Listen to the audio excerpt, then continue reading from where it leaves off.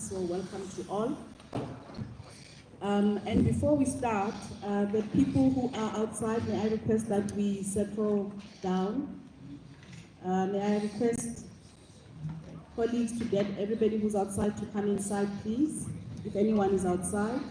Then there's one or two colleagues that are still registering, and therefore, as soon as they settle down, we will start. We are being joined by colleagues online on the virtual platform, so we also need to consider their inputs and their contact with us. So I'd like to thank you. Colleagues, before we start, I think it's very important that we acknowledge our hosts, the University of Mpumalanga. Thank you very much for hosting us. And without much further ado, I'm going to request that Dr. Oliver Mbalati please come to the stage to welcome us formally. Once he is done, then we will start with the program. Dr. Mbalati, thank you. By all means, make sure that you check in with them so that they can assist you with specific queries. We have other colleagues that are here with us today who deal with generic institutional queries, meaning any other types of queries that you may have linked to NSFAS funding. So we are a full team of people, and as we go through the day, you'll come to understand. We are supported by our teams from the marketing team. They are here to also make sure that all of the proceedings today are recorded.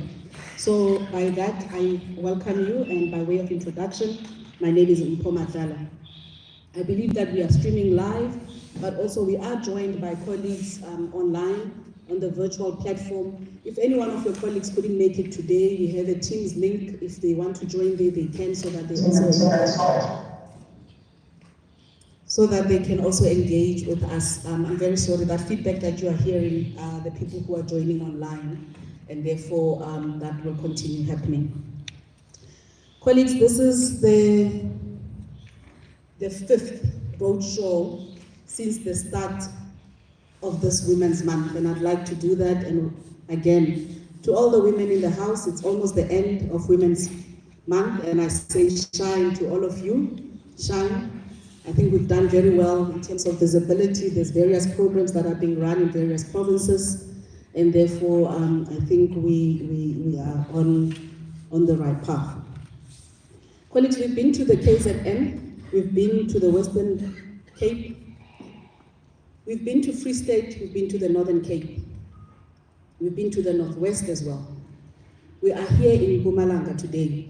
We are not done. From here onwards, we need to engage with the Eastern Cape. We still have to meet with the Gauteng province colleagues, and also we need to meet with the colleagues in Limpopo. You'll come to understand today that yes, there's going to be a lot of discussion, there's a lot of concerns, but also you'll see that on our program we're very clear.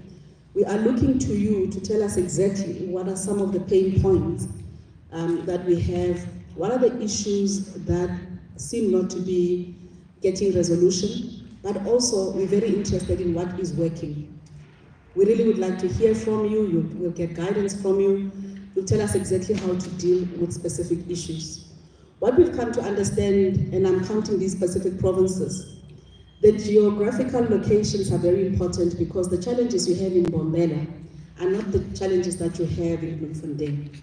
They're not the challenges that you have in Cape Town, or the challenges that you have if you were in Richards Bay, if you are in Durban, or anywhere else. And therefore, that's why we are here today engaging, but particularly with all of you from the beautiful province of Mpumalanga. Without taking up too much time, I'm going to request that Mr. Freeman Nomvalo comes to address us about particularly the purpose for our roadshows, but also to give you a perspective on where as the NSFAS we find ourselves. Perhaps I must confirm, you recall that NSFAS was put under administration in April 2024. Mr. Nomvalo is the current administrator at the NSFAS. He's going to speak to you about his time at the NSFAS from when he started to date, and some of the initiatives, events, and matters that he's had to deal with. I'm going to request that Mr. Nomvalo please make it to the podium. Thank you very much.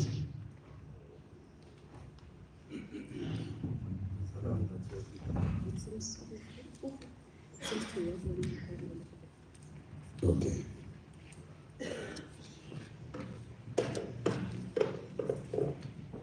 Good morning.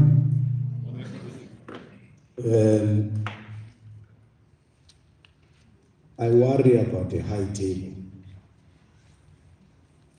In Free State, we asked that they put us down there. Now, the trauma I have with the high table, I worked for government and I was the Accountant General in 2004, exactly 20 years. And I was invited to Nigeria to their conference of the Accountants Generals in Nigeria. And they had a high table like this. So all the delegates would come in and sit, and I would sit down with the delegates. But the conference would not begin. I was the only guest from outside of the country, Nigeria. So the conference would not begin until I have sat on the high table. I was young and I believed in being part of the masses.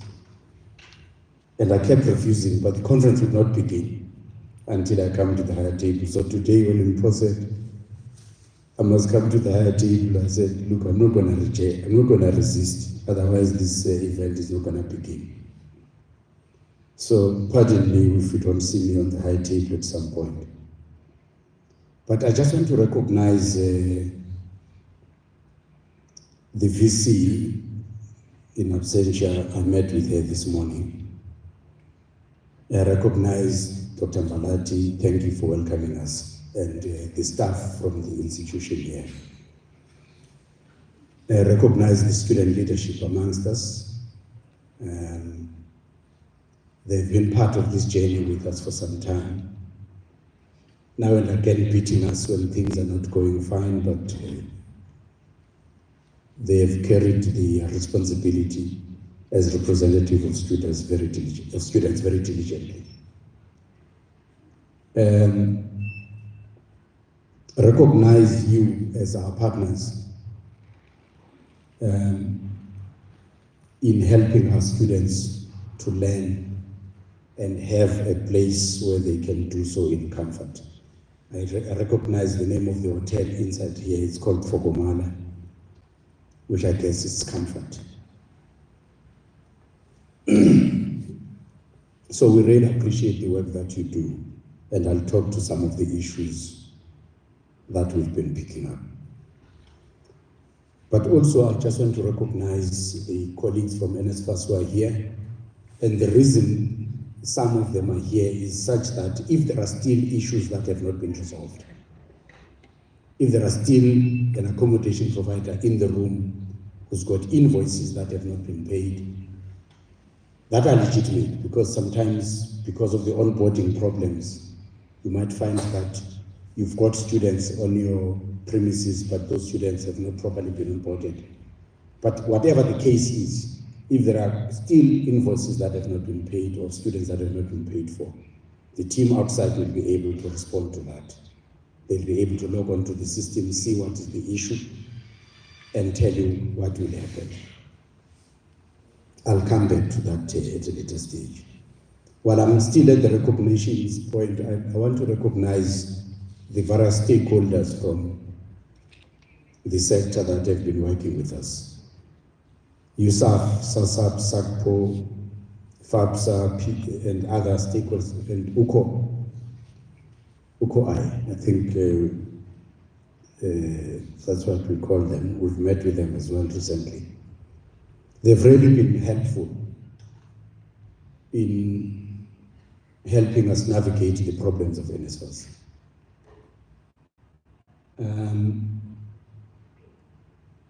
But also there's been people who have taken leadership in this province when you were facing problems. They phone, they send WhatsApp. If you don't respond, they phone you again. Ubaba Mdluli noBaba Dlamini. Ubaba Dlamini came down to Cape Town. And it was almost dramatic because at first he was refused entry. But somebody picked up that there's somebody there, and then we were able to admit him. And it's important that we emphasize this issue of partnership because the work of NSFAS is important for transformation in the country. And I'm glad that the vision of this institution is to be an African university leading in creating opportunities for sustainable development through innovation. That's the vision of this institution, which vision ties in perfectly with our mandate as NSFAS. Creating opportunities for sustainable development means that we can't leave other people behind in that development. We have to make sure that all of our society is covered. In 1956 or 1955, thereabout, our forebears, when they were struggling for liberation in this country, decided to paint a picture of how should a new South Africa look like. And they reduced it to 10 clauses. One of them had to do with education. The doors of learning and culture should be opened. And carried into the Section 29 of the current Constitution is the issue of education, free basic education, as well as the assistance in further education that the government is going to provide within reason. So it is in the context of those that NSFAS was established. Since its establishment, NSFAS has funded in excess of 7 million students.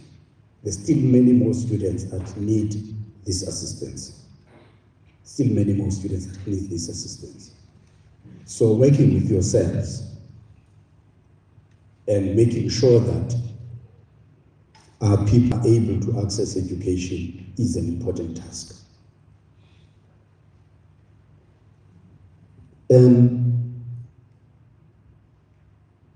There is another important issue that we'll talk to yourselves, and then I'll come to all of the other controversial issues.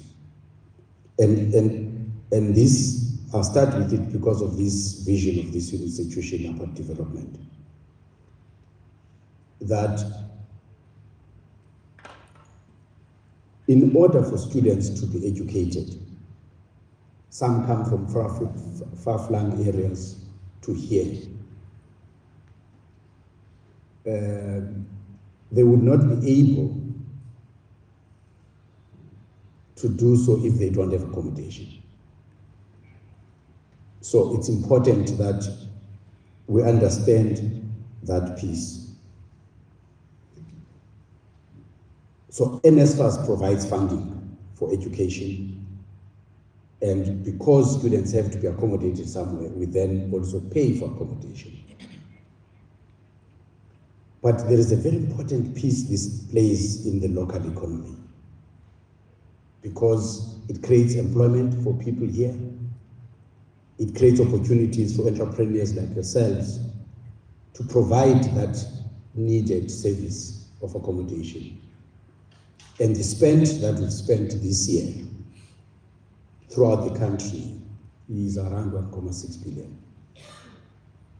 So it differs in different areas depending on the number of students that are there. But what's important with this is that it provides that opportunity for employment, that opportunity for economic activity in the various areas where NSFAS is paying for accommodation. So it is in this context that when NSFAS was facing serious problems, the former minister decided let there be an intervention, and that intervention meant that today I'll be standing in front of you talking about NSFAS issues. And the problems we were picking up is that, I'll start with the one that has got little to do with you, but to some degree, because that money also pays for accommodation in the end, it does affect you. is TVET colleges. Student allowances to TVET colleges were not reaching students for whatever reason. Students see the money has arrived, and then all of a sudden their money disappears.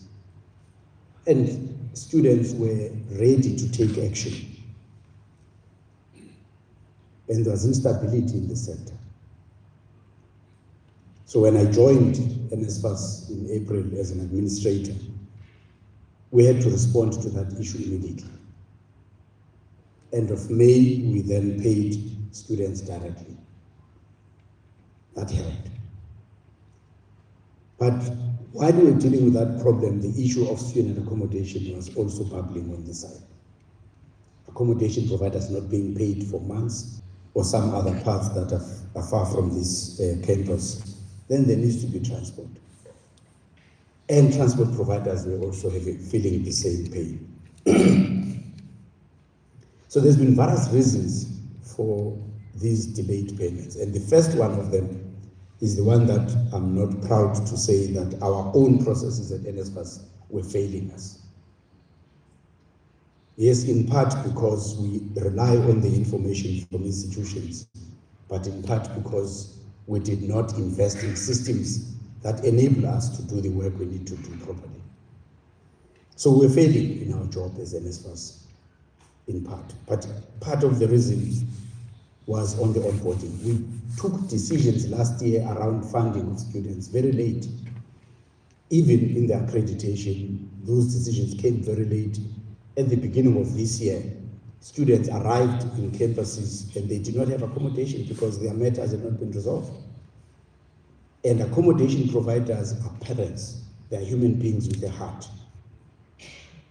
Seeing students stranded, they were onboarded in accommodations, and then in some instances you find that then those students were not necessarily funded, but the accommodation provider in good faith would have accommodated the student. So those are some of the problems. But in some instances, it seems some accommodation providers, and I hope they are not in the room. If they're in the room, they mustn't throw bottles at me. It seems some accommodation providers were then wrestling students away from others. And I think we need to come to a dispensation where at the beginning of the year, the onboarding process depends on the student providing evidence that the student is funded. Now, how does the funding happen? And I think there will be somebody who will present a detailed presentation that talks to this. NSFAS funds students who come from the poorest of the poor in our society. So the level of income should be below 350,000 rands. If the student is a disabled student, that could be up to 600,000 household income. For disabled students, we make that further accommodation. So the first thing we make an assessment of, we're going to be opening the application soon. We had hoped this Sunday, but we will launch at a later stage. When we get the applications, we immediately check the income levels of the family. Now, one or two things that I need to state in this regard is that I know that some of us fathers leave our kids unattended and mothers bring the kids by themselves. But government is not taking responsibility for those fathers who don't take responsibility for themselves. So the policy as it stands is that household income, father and mother, whether married or not married, added together should be below 350,000. So we do have cases where really are sad cases, but in terms of the legislation, we can't deal with them, where the student is being brought up by the mother who's not working, but the father is working and earning a lot of money. It becomes very difficult because then, from a triple oppression point of view, the mother is suffering even further. But other parts of the state have got to deal with that issue. NSFAS is not having a mandate to deal with that issue. The second one is pretty similar, but is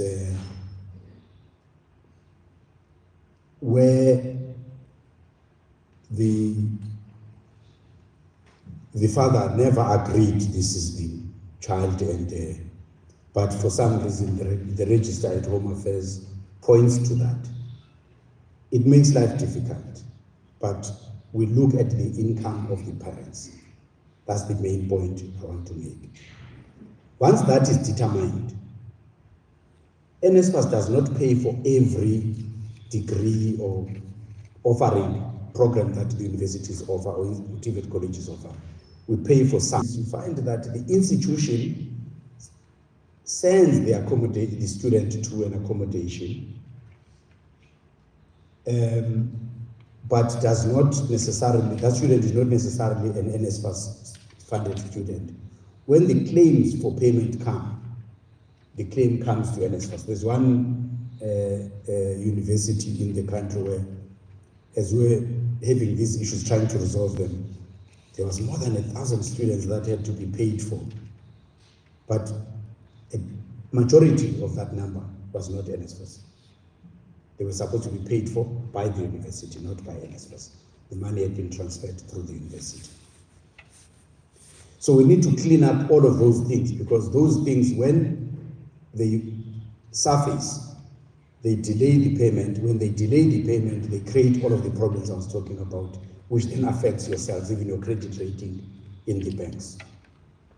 So we need to resolve that.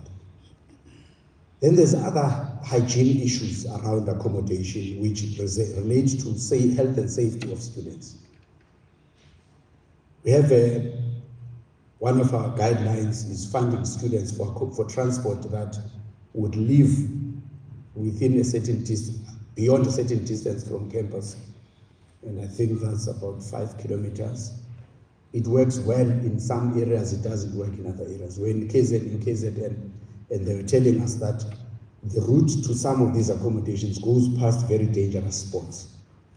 Now, if students have to come to the library until late at night to study, because that's the time that they can access library without interference, and then they have to go back home, it becomes dangerous for students. So it's an issue that we need to be concerned about. And we then pick up instances where the safety inside the accommodation is also not guaranteed. And we really urge accommodation providers that, to the extent possible, let's figure out a mechanism of obtaining safety and security for students. If accommodations are close to one another, maybe share the cost of security or something like that, so that it doesn't cost too much for one place. But we do need to think about the safety of students. We need to think about the quality of the accommodation they are having. Not a 5-star hotel, no, but an accommodation that meets certain basic requirements. It's important that it does that. And having said that, it then takes me to another issue that we've been picking up in relation to accommodation. And that issue is the issue relating to the capping of the lease amount. Accommodation providers have raised this issue as an issue that we must respond to. The intention is not to run accommodation providers out of business, but we do need to cover as many students as possible. The need is huge in the country, especially when the economy is struggling as it is at the moment. So the need increases, so we need to cover as many students as possible. So if we can get affordable accommodation that is comfortable and decent enough for learning process to proceed, it helps. So, but some accommodation providers have then been saying, but I have to provide Wi-Fi, I have to pay for electricity, I've got to pay for water and all of these things. Where do we think the funds to pay for these things come from? We are mindful of that. There is a study that we are doing through IFC to understand the cost structure across the country so that we can respond appropriately in ensuring that the affordable accommodation is also providing those that invest in the area with a reasonable return. And we rely on all the accommodation providers to come with innovative mechanic strategies in order to provide affordable accommodation. But we are mindful of that complaint around the capping, and we are doing a study that should, going forward, help us to address this issue. And then there's a sad part. We're still in the Women's Month, and I'm sad to say that there is one province where students were abused by the accommodation provider, female students. And when these things happen, we do need to deal with them and deal with them decisively. And we rely on the community, we rely on the students as well as the accommodation providers to give us information to this effect. And then there is a problem that accommodation providers have been raising. In order for the accommodation to be part and parcel of what we pay for, it must be accredited, it must be of the right grading. Like I said, that grading will deal with certain basic minimum requirements that must be available in that accommodation. There must be a desk. I'm not going to remember all of the things, but there are specific things that must be available. And there are things that would be nice to have. And in this area, we find that the people we bring in as NSFAS to help us with the accreditation, and sometimes with that approach by institutions to help with accreditation, have been operating as doorkeepers. And you don't go through unless you grease my hand. People are wanting bribes. Accommodation providers have got a decent accommodation, goes, do the accreditation, pays the fee for accreditation, and then because you haven't paid that extra amount for the cold drink, and then your accommodation doesn't get accredited. We are picking up these stories and we're following up on them so that we can deal with those people that do such. But in the event you come across that, do figure out a way in which you can have evidence that would help us deal with that person. We can't continue to abuse our people with things that are rightly theirs in terms of the provision of opportunities by the state. So bribes are not part of the equation, but sadly they seem to be prevalent in some areas. But also the consistency with the grading. We brought a number of partners to help us with this grading, and in that process ended up with a scenario where one accommodation will be graded and then this one graded, but it's a different person here and here, and this arrives at this grading and this one arrives at a different. These two places are similar, but this one is a D, this one is a B. We want to make sure there's consistency. So we need to make sure that our grading system is consistent throughout. But there is another problem linked with this. There is one province which is familiar for this one. And when I get to that province, I don't know how will I say it, but I will say it here because I understand it's not happening here. And that is because we come and take pictures. We want furniture that still looks decent. He takes a truck and goes to borrow furniture from another accommodation provider, gets the furniture, brings it, puts it in, display, take pictures. We leave and then the furniture taken back. We allocate a student arrives and the student says, how heartless can you be in this place? Why would you put me in such a place? Yes, I come from a village, but even at home in my Rondaville, the place I sleep in is decent compared to this. Now, when I grew up, we didn't even have mattresses. There's one grass called steeper grass. It's very prevalent in the village where I come from. We would cut that steeper grass and get the bags of meal and put tarpaulin inside, put the bags of meal and we stuff the grass inside. And to make our pillows, our mattresses, we don't do that anymore. Okay, so kids have got proper mattresses, and the grass will deal with us at night because it sticks through the sack, you know. So we don't want to take the students into an accommodation where really it's ill-treating them, it's inhumane.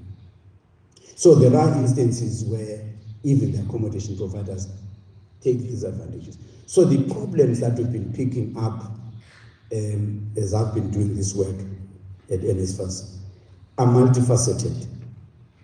They are really multifaceted. Some of them are because of our own doing, some of them are because the system is not regulated adequately, and therefore there are opportunities for abuse.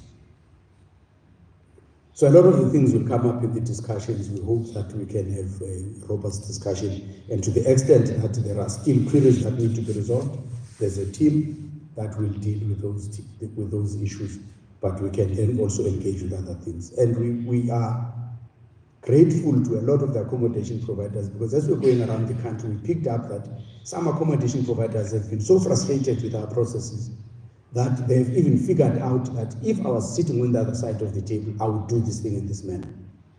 And some of the suggestions we've been getting have been very useful. The behavior of students in your residencies has come up quite strongly as an important issue.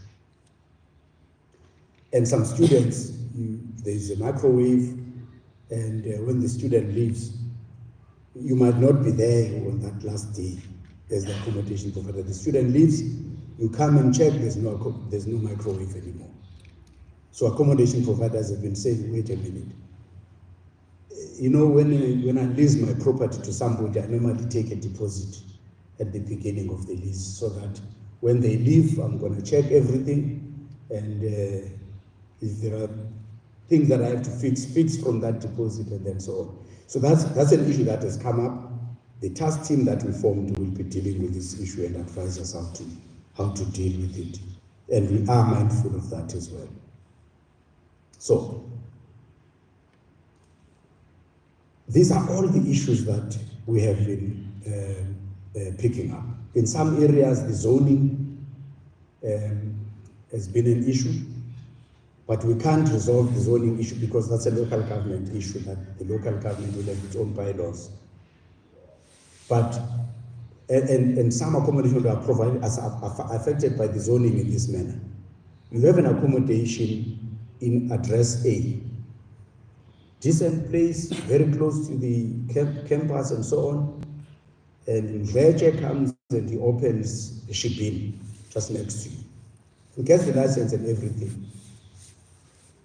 But now this picture creates a problem where your accommodation may not be desirable anymore, because every Friday is Yabuya.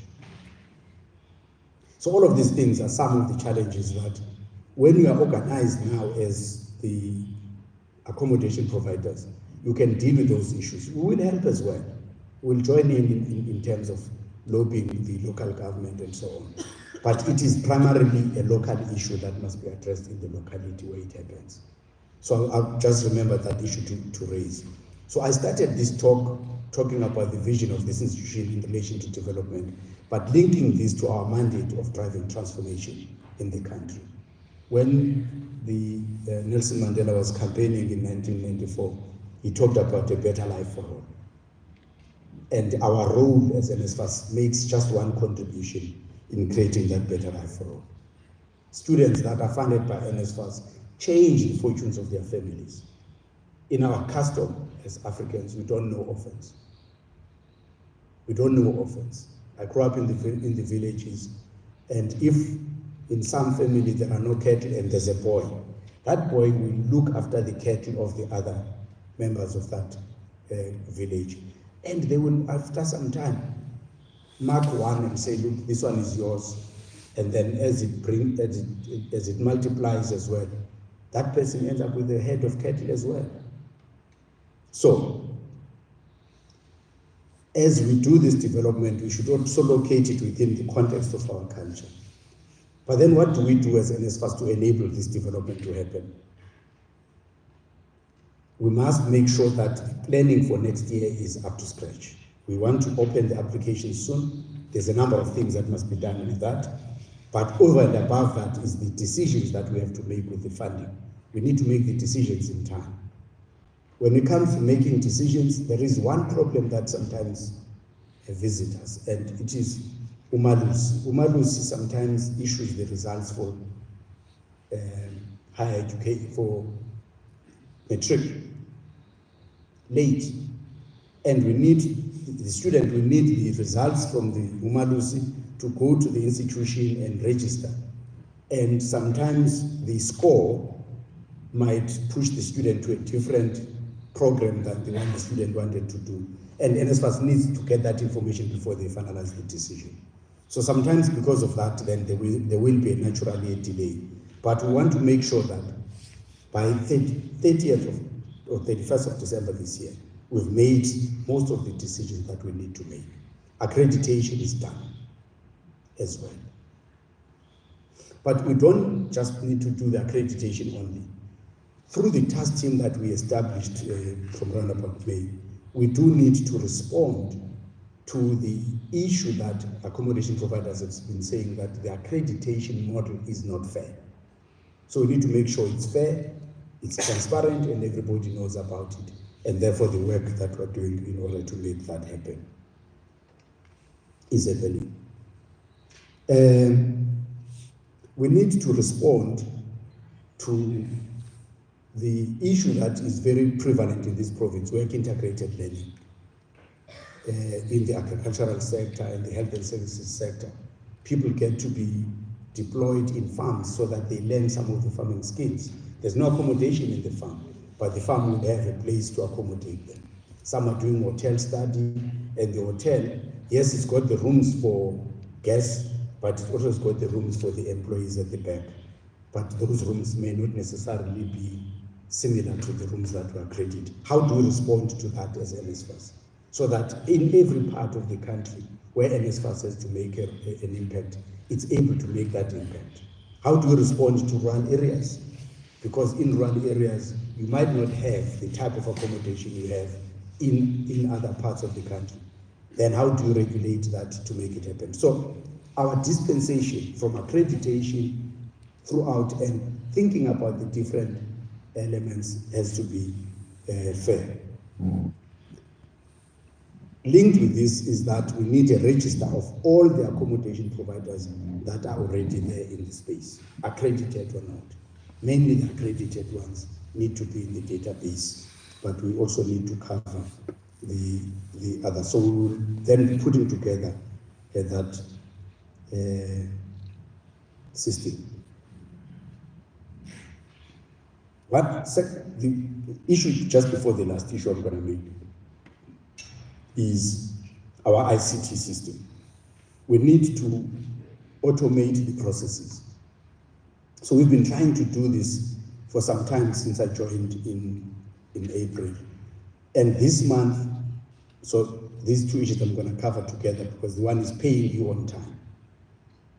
This month we committed at the start of the roadshow that come end of August, when we make the payments that are payable end of August, we will pay on time. We paid last week for TVET colleges.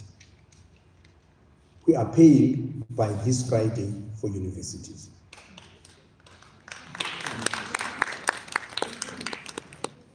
So we've made sure the system works and works quicker.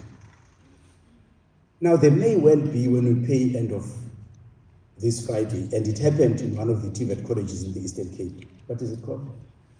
In Etenach, that TVET college. So students were demonstrating day before yesterday. The college did not submit the information, the claim for the rent, for the lease payments in time, because we asked that they submit it at a certain point.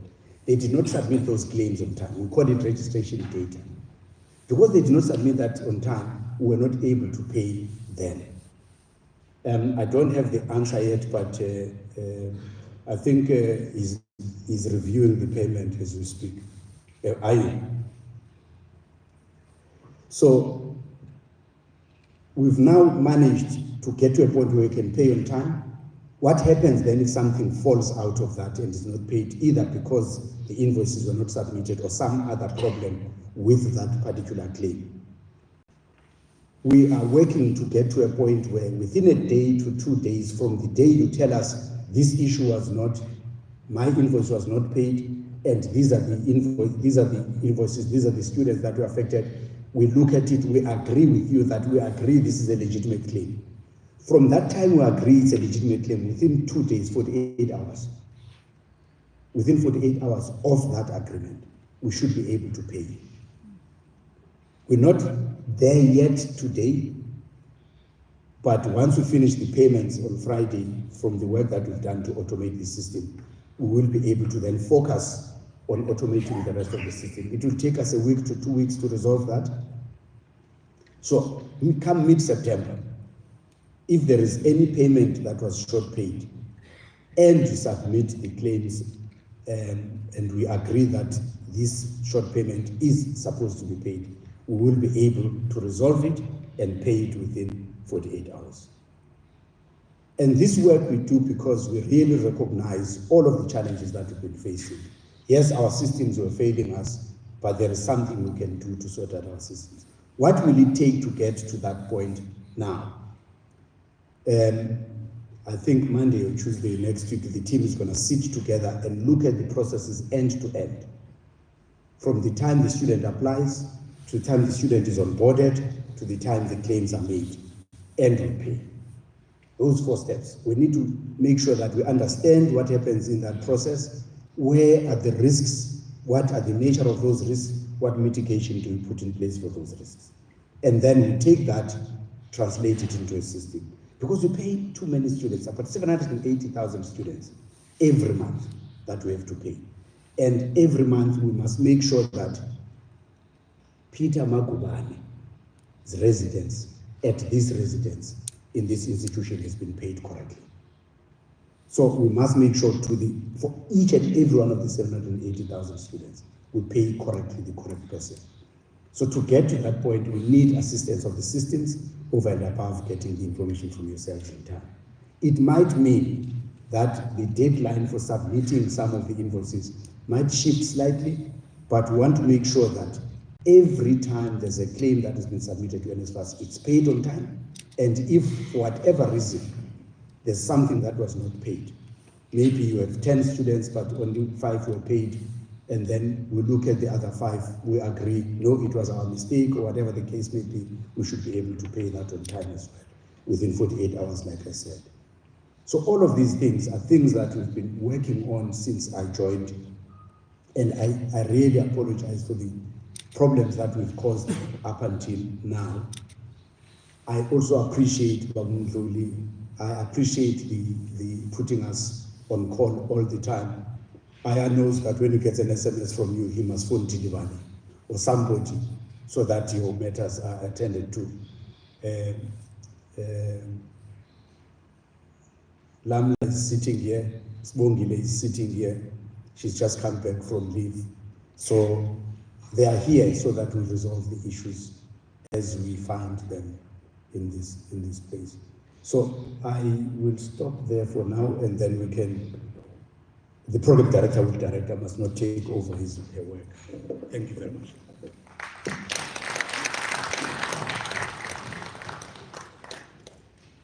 Thank you very much to Mr. Freeman Nomvalo. Colleagues, we are gearing for a coffee or tea break, but before we do that, perhaps we can take a few observations in the room based on the address by Mr. Nomvalo. There is enough time, I think, in our program for discussions, concerns, and questions. Perhaps just a few observations from his presentation. Then we will proceed with the program. So if I may, maybe by a show of hands, see who is going to comment. then we will have a roving mic and we will come to you. Please, I know there's a lot to talk about, but can we allow that each person gets an opportunity? So please keep it brief, just the observations. And then when we have 2 other sessions at which we will discuss other matters further. I'll start on this side, by a show of hands maybe. Any comments, observations from the delivery by Mr. Nomvalo? Okay, I see you are number 1, number 2. Any other hands? You are number 3. You are number 4, sir. Thank you very much. I do have 1 microphone, bear with me. I'll ask Tabang to do the... Firstly, may I request that you introduce yourself, you confirm exactly who you are, whether you're a landlord or not, and then by all means inform us or speak to your issue. Thanks. Okay. Thank you. Good morning. I'm Bonile Matonsela, landlord. Okay. Thank you. Good morning, everyone. I'm Bonile Matonsela, a landlord at UNP. Thank you so much, Mr. Nomvalo, for the brief presentation. I understand now we are going to follow the right channel. My question is under the payment within 48 hours. Under the student that we have challenges, we have students who are getting their allowances. And we got accommodation for 4 months. After that, we were told that the money is being redirected to UNP. So I just want to find out how are we going to get those money, because now it's under UNP and no longer NSFAS. And we have to wait for reconciliation to say when it will be done, and reconciliation is done end of the year. Can we get clarity on that one? Thank you.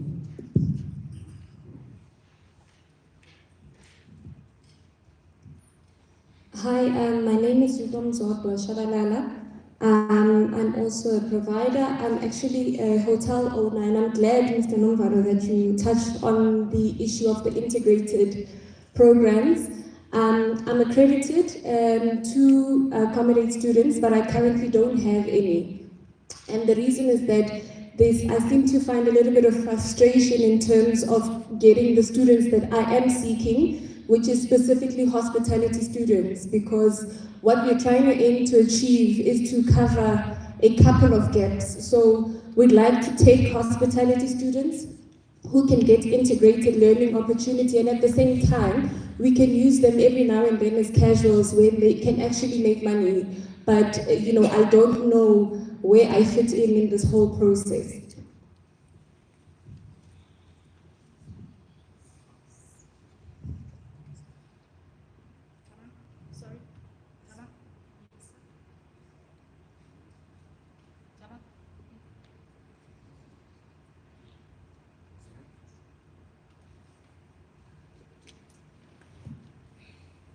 Thank you. Good morning.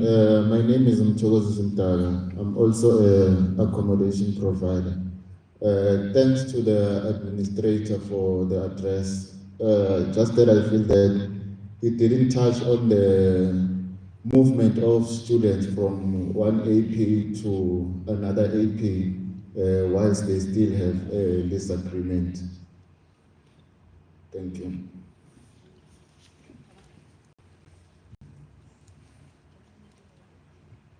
Please raise your hand, please.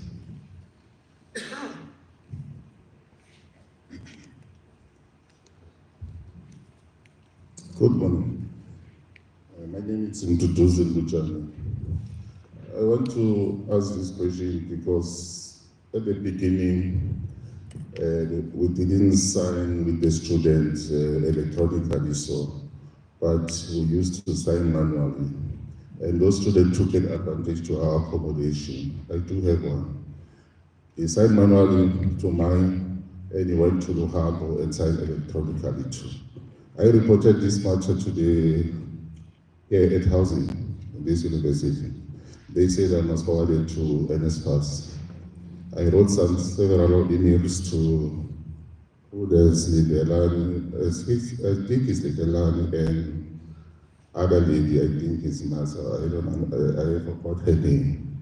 So that matter is still not resolved because I demanded my 2 months rental fee for that particular student. I even went to Luhambo, we discussed that matter. They asked the student, we had a meeting, they said they will resolve it with me. But each and every month, when NSFAS was supposed to make a payment, they contacted me because I opened the case there on that portal. And we discussed, I think we spent almost 30 minutes each and every month about that student. And still, I didn't receive my 2 months what you call payments from February and March. So I don't know how to resolve such an issue. Because even this month they will phone me again about that student, particular student. And I do have the list that he signed manual. And last year he was residing to my place. You understand? And the what you call the list that he signed this year manual is fraudulent. Fortunately enough, I had the list that he signed last year. So I don't know how to resolve this thing because it's frustrating, and I know the student who is residing, and each and every weekend I see the student, and this thing is painful to me because he abused me. You understand? Thanks.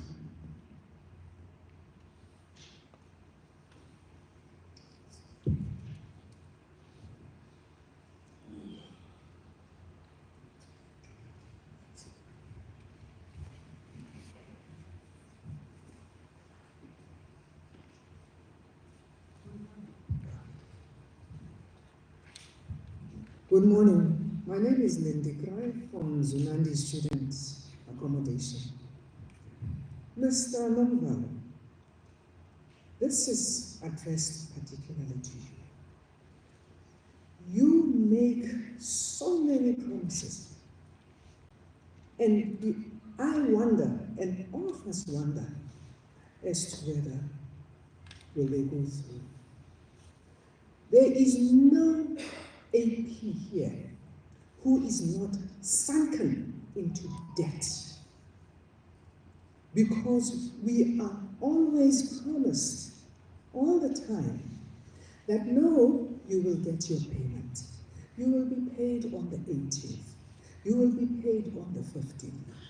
Even now, Mr. Nomvalo, it's a big question mark as to whether will we be able to get our payments by end of this month. We have services to sort out.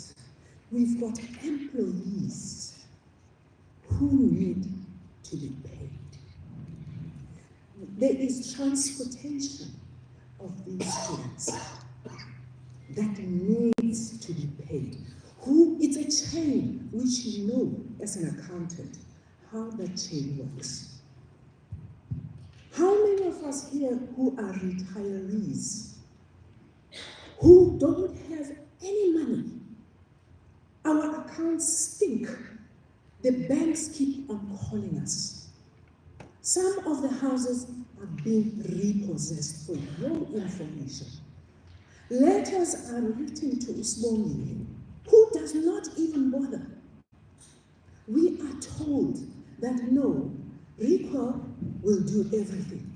You phone those kids who are so rude. You present your problem, they drop the phones on us. So what makes you think any of us here, Mr. Nomvalo, with all due respect, we should believe what you tell us about payments? Thank you.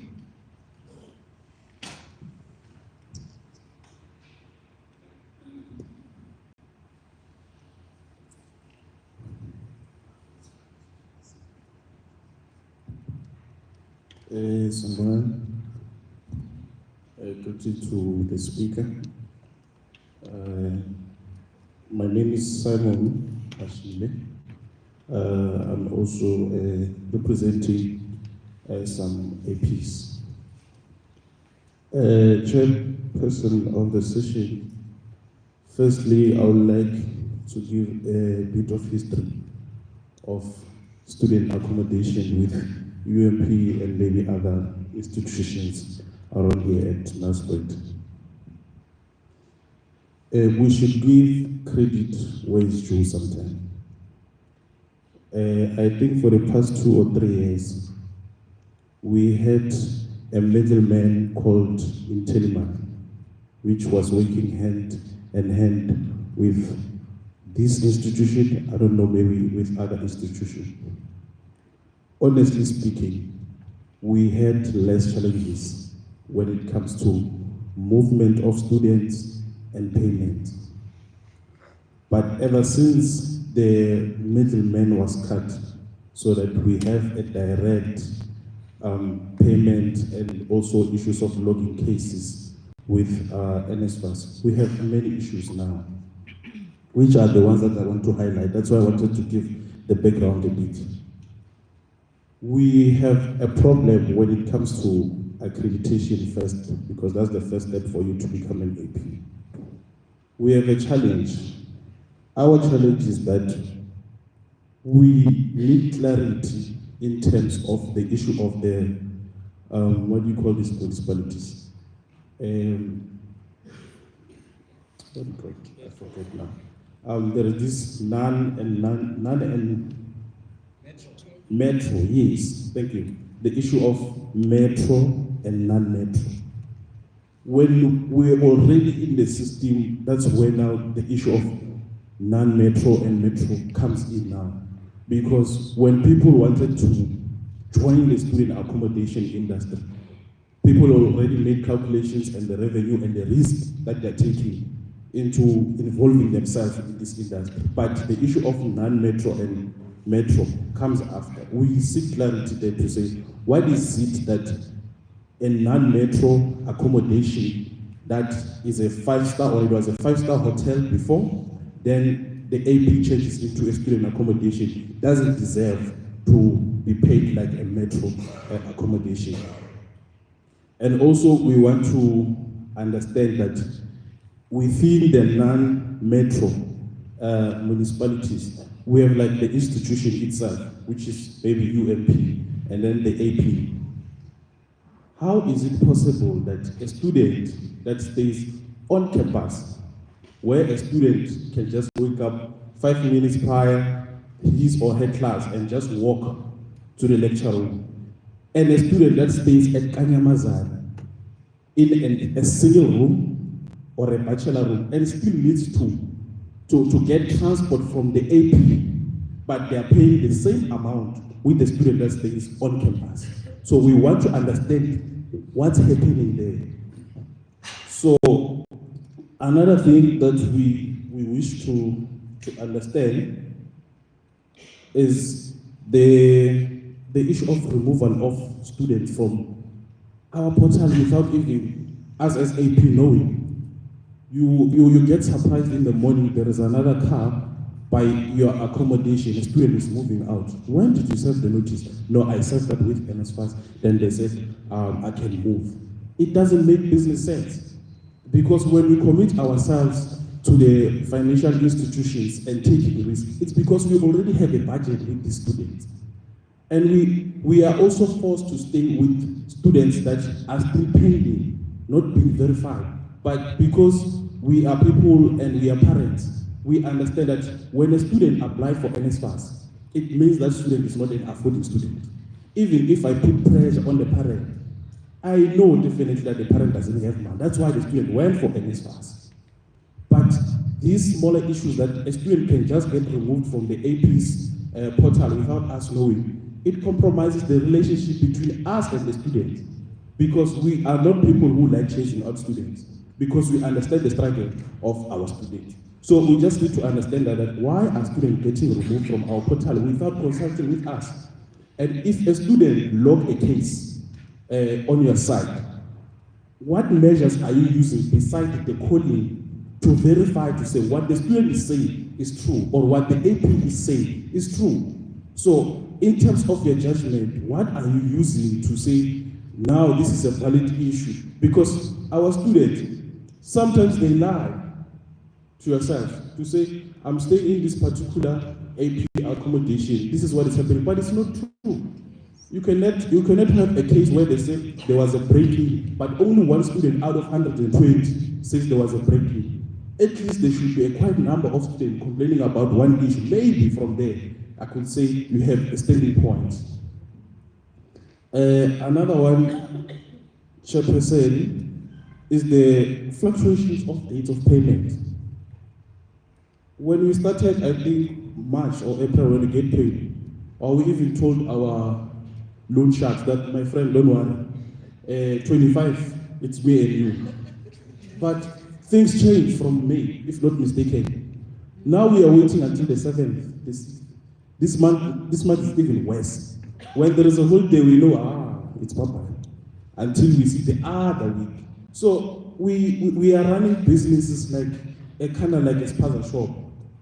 We don't know when are we going to get our revenue. And we are forced to work with the taxi industries.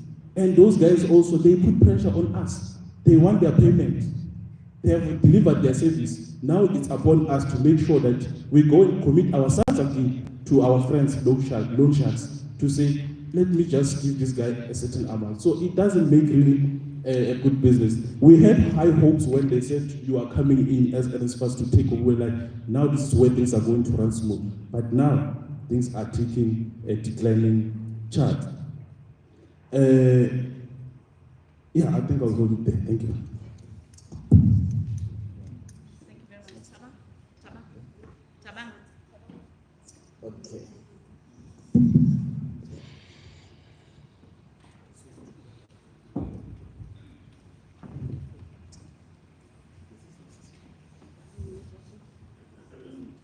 Colleagues, I'm not cutting you off. We are going to allow Mr. Nomvalo to respond to the inputs that we received just now. Thank you very much.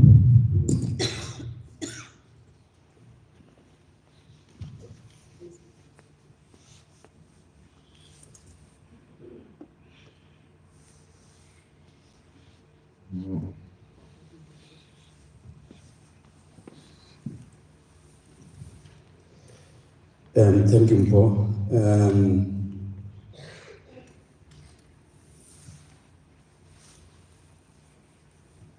I'll start with Ubaba Madonsela. Usisi? Oh, sorry.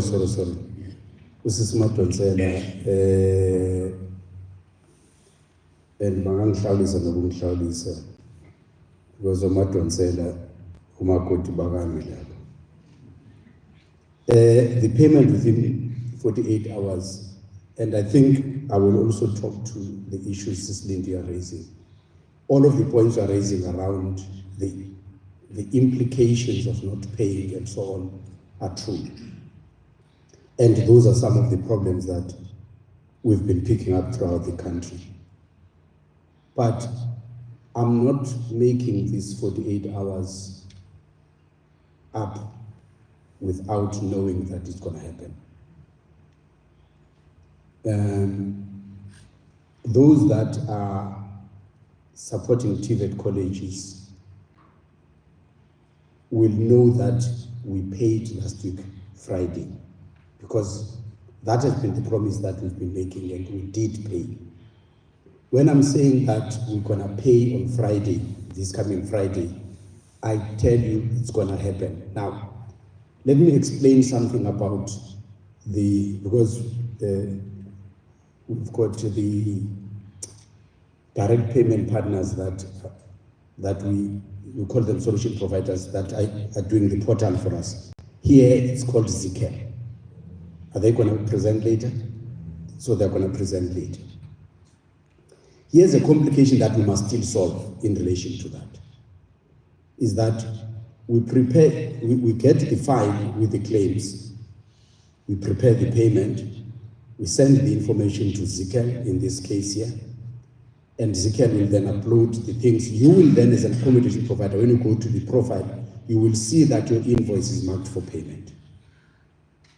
and then they will pay. So that process takes an extra day to 2 days. So the money from NSFAS will be paid on Friday, but ZICAL might be able to pay on the same day or the following day.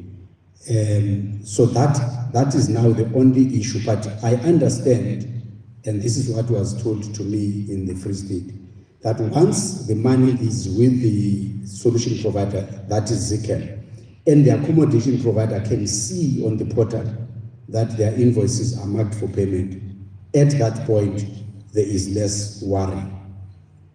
But as NSFAS, we still have to make sure that these two steps are not necessary, because we're processing the same thing twice in as far as that is concerned. We should make sure that once the payment is ready, it goes straight to the accommodation provider. We still need to make sure that there are controls and all of those things in place before we take that function directly to NSFAS. We're not going to take it just, we need to do some work. But the problem was not the 2 days. The problem was that NSFAS was not transferring the money on the day NSFAS had promised to transfer. It happened beginning of August. And that's when we just said, listen guys, just stop everything we are doing, make sure you automate the process. And that's why we were able to pay last week. That's why we're going to be able to pay this coming weekend, on Friday. So that, it was somewhat of a hollow promise when I was in KZN beginning of the month, but we've then made it happen already. So it has happened already, and it's going to happen on Friday. But then there's an issue, Mrs. Matwansela, where students is redirected to UMP and so on.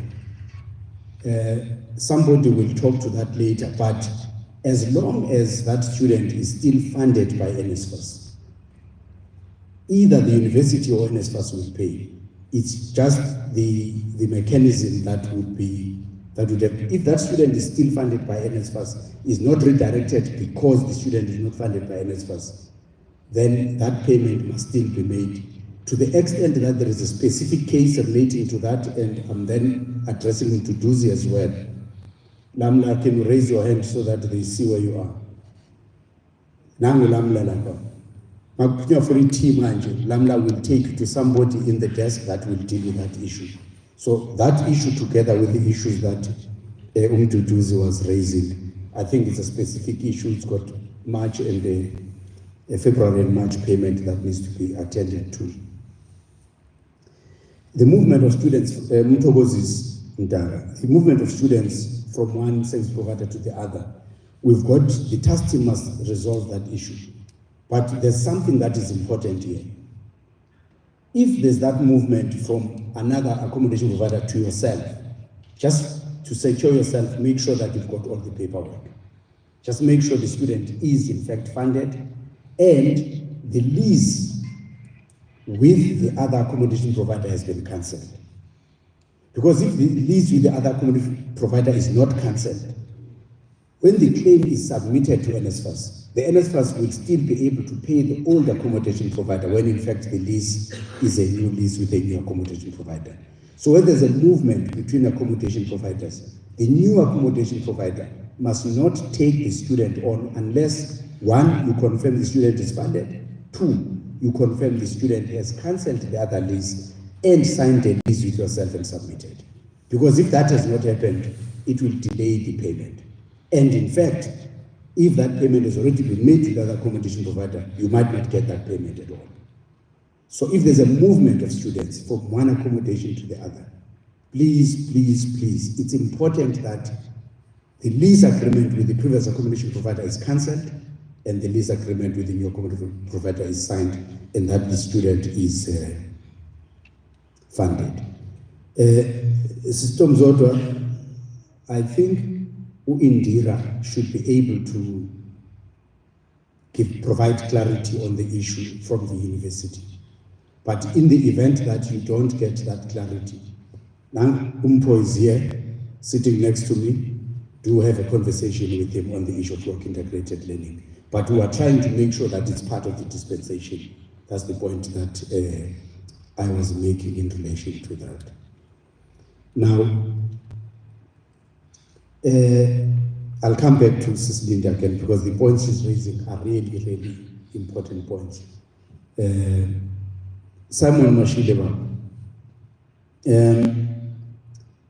First, the issue of the metro versus non-metro and so on, it's linked to the capping conversation I was talking about, that I'm saying there is a study that the IFC is doing for us, so that we can, when we make those delineations, we are clear what that means. And we can provide a scientific proof for it. So the study should help us with that. The problem that was big with the changes that happened, and we picked up this in other parts of the country as well, is that it seems when we made that change, we had not consulted. I'm looking at you, Mrs. Bowell, so that I see whether you do this or you do that. It seemed we made that change, but there was no consultation. But also there were some other issues with the changes. So what happened beginning of this year is that we put a number of institutions on a pilot. All of the problems that have been raised here are problems that we're picking up emanating from that pilot process. In some areas, it has worked very well. In some areas, it has created problems than it working well. Primarily because of the people that we use for accreditation and so on, it has created other complications of consistency and people not being the responded to properly and others being accredited and then stay forever without getting any allocation. So the pilot has given us a lot of lessons, that's of all of them. It's been a long process, it's been a frustrating process, and all I can say, we're really sorry for that, and we hope, and I'm using the word hope because you probably will have seen the Gazette that we're now that we've stabilized to some degree, we're gonna have a board and so on, and all of the gains that we've made up until now, we believe those gains will be carried forward.